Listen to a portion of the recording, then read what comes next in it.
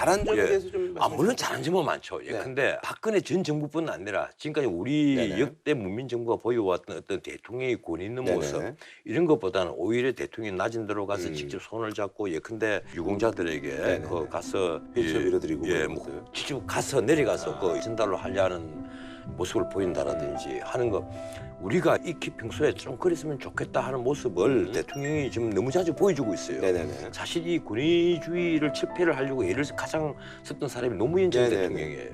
근데 그분이 이제 권위주의를 없애려고 많은 애를 쓰면서 나중에 어떤 부분에 있어서 결함이 있다고 지적을 받았는 거면 권위마저 없애버렸다는 거예요. 권위주의를 없애려고 하다 보니까 우리 사회에 꼭 필요한 어떤 권위들 이거조차도 이 파괴를 해버린 것이 아니냐 이런 비판을 받았는데 다행히 문재인 대통령은 그 점에 있어서는 지금까지는 큰 그 어떤 잘못 없이 난 잘 해간다고 봐요. 하지만 두 분이 지적하신 부분은 또 비슷한 것 같아요. 하지만 근본적으로 뭐가 바뀌느냐 그런 거는 좀 근데 아쉽다. 바뀐 건 아직 하나도 없다.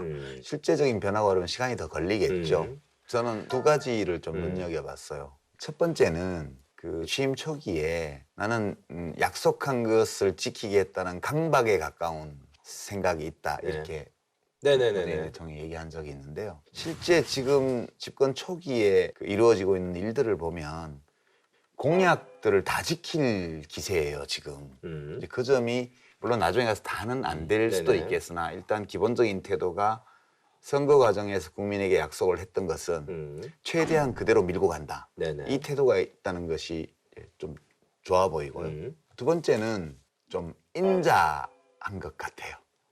그 대통령이 정서적인 면에서 다른 사람에 대한 연민이나 공감이나 네네네. 이런 것을 쉽게 하는 그런 모습을 보여줘서 이 두 가지를 잘 지켜나가면 이제 변호사님이 아직은 아쉬워하시는 그런 실제적인 변화, 나중에 네네. 입법이라든가 이런 걸 다 포함한 네네. 이런 것까지도 상당히 연결될 수 있지 않겠냐 이런 기대를 또 조금 아쉬운 갖게 점은 하는. 그럼 뭐 아쉬운 점은 저는 사실 별로 없어요. 아니 근데 한 가지 고수도 꼭 덧붙여야 네네. 될 게 있습니다. 방금 아쉬운 점 얘기를 네. 했는데 이 문재인 정부의 성공을 바라는 입장에서 보자면 대통령이 정말 생각해야 될 부분은 역시 소통이다. 처음부터 그런 얘기 했잖아요. 캠페인 과정에서도 이 전 정부의 소통이 부족하니까 소통을 해야 된다. 그리고 취임하고 나서 곧장 야당의 원내대표들 다 불러서 앞에 가서 영접까지 하는 형식을 취하면서 밥 먹고 격이 없는 얘기를 하고 그리고 헤어졌다.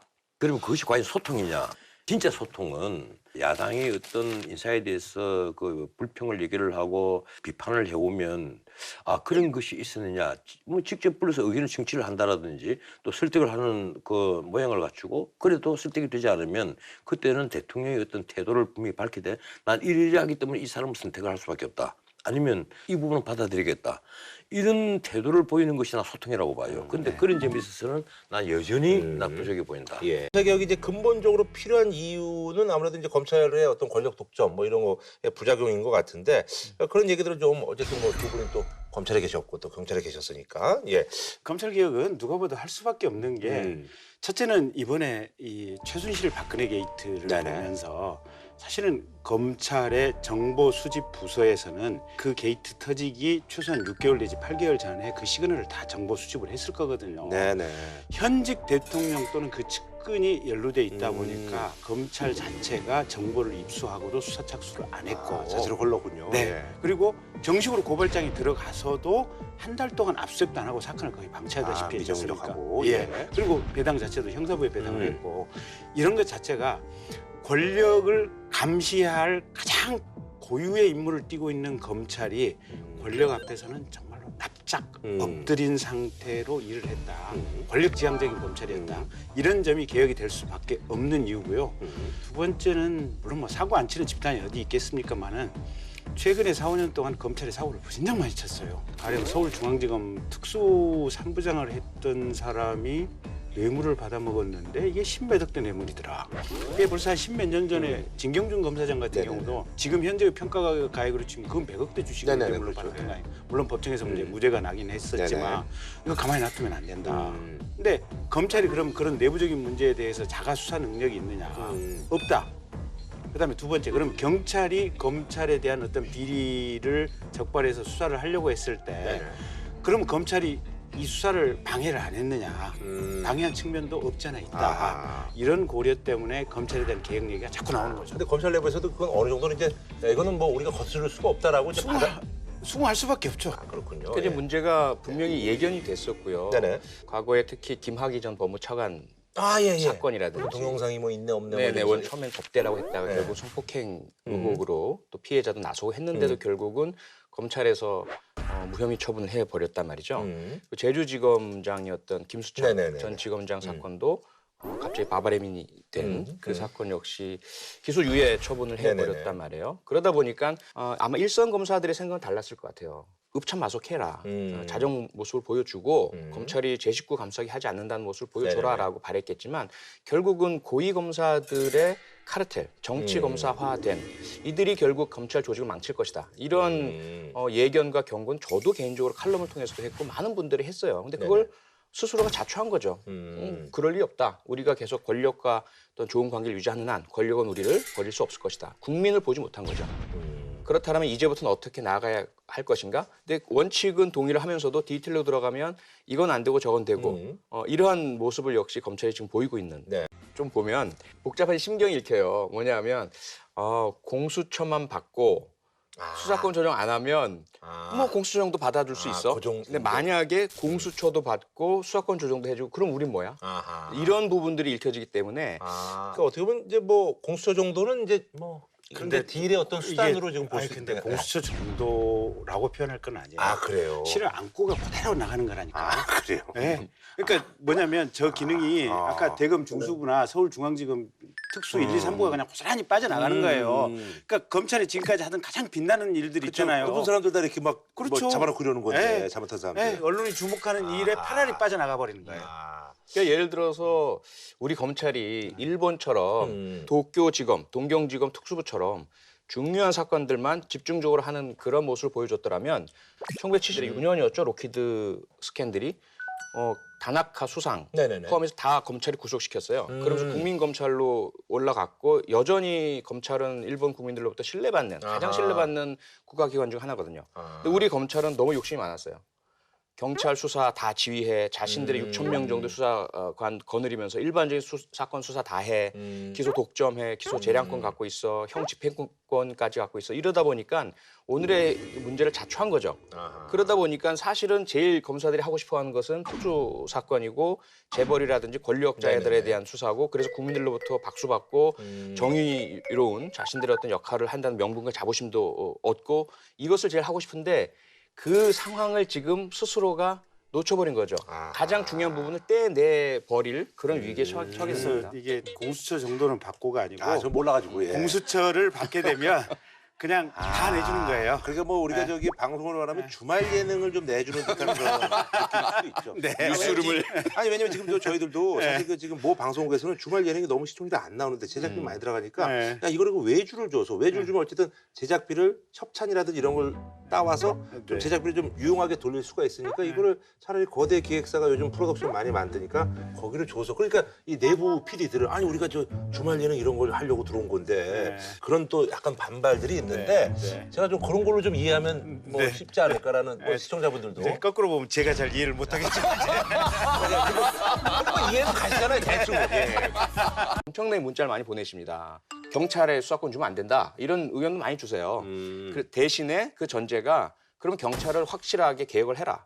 그러면 그것도 동의해주겠다. 이런 의견 많이 주시거든요. 지금 대통령께서 하신 말씀이 그 말씀이세요. 경찰이 국민의 신뢰를 받을 그런 인권을 지킬 수 있는 법적 제도적 장치를 갖추고 수사권 조정의 여러 가지 전제 중에 하나가 경찰 내에서 내부 장치를 빨리 선제적으로 마련해야 된다라고 보고 있고요. 뭐 국선 변호사 이제 확대하고 뭐 그렇죠. 뭐, 이제 뭐 영상 같은 거 항상 찍고 영상 뭐 녹화 의무화하고 수사와 행정, 경찰의 분리를 하고 뭐 그런 부분들이죠. 어쨌든 저는 당연히 그런 방향으로 나가야 되는데 검찰 파쇼 문제가 이제 아까 말씀하신 대로 우리 검찰 뭐 돈 받는 놈들도 생겼고 이제 아까 말한 대로 부당한 이유로 수사지를 네, 잘못하는 이런 경우도 있고 제식구 감싸기 네. 하고 국정농단의 핵이었잖아요. 네. 우병우, 김기춘. 네, 네. 네. 이런 경우가 있을 때 이걸 진짜로 고위공직자 비리 수사처가 제대로 수사를 해서 그 검사들을 쏙쏙 뽑아내서 구속을 시키는 거예요. 구속을 시키든지 그런데 배제를 말씀 하든지. 들어보니까 이 얘기. 그거는 받으신다는 얘기네 그러니까. 아니, 그래서 그런 정서예요, 검찰 내부는. 지금 이제 중요한 거는 검경 간의 사이가 안 그렇죠, 좋아지면서 경찰이 검찰을 수사하고 싶거나 실제 수사할 때가 있잖아요. 예. 지금은 그 수사를 해도 영장 청구를 하든가 뭐 하든 검찰을 통과해 갈 수밖에 없어요. 그렇죠. 예. 그래서 그 단계에서 검찰이 브레이크를 거는 거예요. 근데 고위공직자 비리수사처가 생기면 거기서 수사지휘를 통해서 경찰이 이 검찰을 사정하고 수사할 수 있는 이 체제를 만들어 놓으면 제가 볼 때는 현재의 어떤 검찰 파쇼에 대한 문제는 고위공직자 비리수사처를 만들면서 거의 해결될 수 있지 않느냐. 그러니까 말씀 들어보니까 네. 어쨌든 간에 그 이제 수사지휘권을 갖고 있고 네. 저희 이제 그거는 이렇게 하겠다는 그런 말씀이시네. 그러니까 그게 너무 큰 거예요, 사실은. 아주 크기 때문에 그런데요. 그게 이제 제가 영국, 미국 예. 가서 경찰, 검찰을 만나보고 이제 질문을 해봤어요. 근데 우리나라처럼 이렇게 어떤 검찰 애들이 권력이 비대한 데는 거의 없나요? 없습니다. 없고. 왜냐하면 우리나라처럼 이렇게 사고 많은 치는 나라가 없으니까. 그러니까 핵심이 논리들은 다 갖고 계시네. 아니 실상이 그래 실상이. 그러니까 어느 나라나 경찰관들은 검사에 대해서 불만을 갖고 있어요.